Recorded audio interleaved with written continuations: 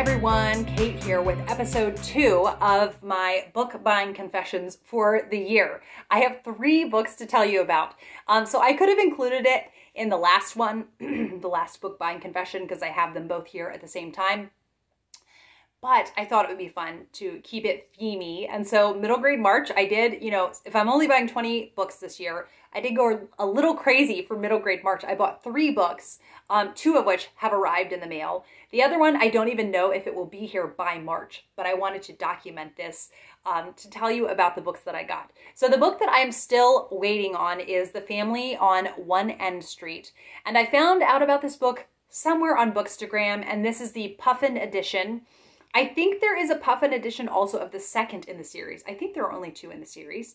But what I really liked about the sound of this is it's a family story, 1, but 2, it's a working class family story. And I feel that so much of middle grade literature is about upper middle class or even very wealthy families.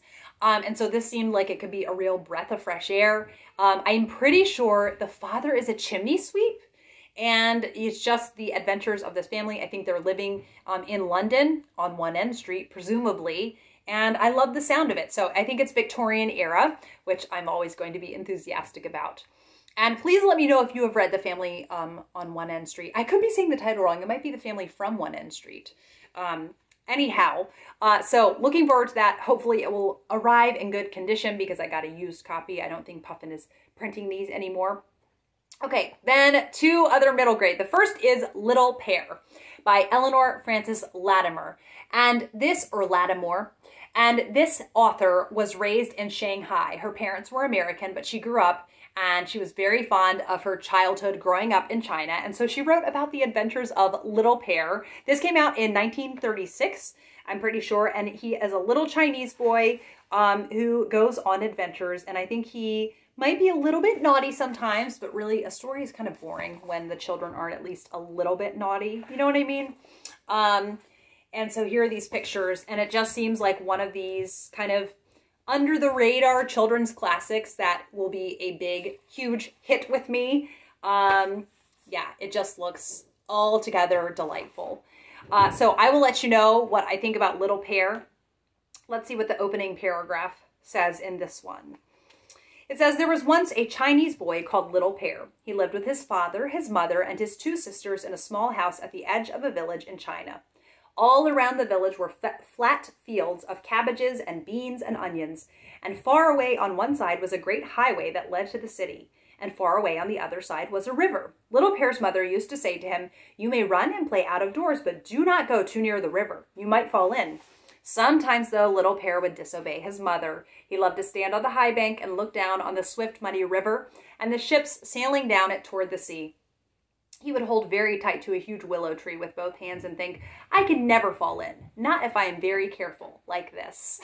So, an intriguing beginning. I am looking forward to reading all about the adventures of Little Pear. And then lastly, The Children of Noisy Village by Astrid Lindgren. A few years ago, I read Pippi Longstocking by Astrid Lindgren, and I loved it so much. I'm due for a reread, in fact. And then I'm pretty sure I read another in the Pippi series, but I've gone ahead and checked out a couple more of the Pippi books from the library. And then 2 years ago, I read Ronya the Robber's Daughter with Petra from Petra U, and that was really delightful. I think probably I liked Pippi a bit more. But I've heard wonderful things about The Children of Noisy Village. There is a picture book, a Christmas picture book that just takes the Christmas chapter from this. It's supposed to be just full of fun. And I love the illustrations. Well, yeah, here's the main character. And I love the opening paragraph. Says, my name is Lisa, and I am a girl, as you can tell by my name. I am 9 years old, but I'll soon be 10. Sometimes my mother says, you're mommy's big girl, and you can dry the dishes today. So fun. And then there are more illustrations. Oh, yes. How Olaf got his dog. And, oh, this looks so cozy and domestic. They all live in this little town. Here's the grandfather with little kids. So very much looking forward to reading this. I don't know if I will fit it in during middle grade March, but it was really fun to get some new to me middle grade books that both these I think were not available through the library, and then The Family from One End Street also was not available through the library. So that is my very brief little book buying confession. I hope you all enjoyed hearing about it. Let me know if you have read any of these and if there's any under the radar middle grade books that you think I should check out. Thank you as always for watching, and I will be back with another video soon. Bye.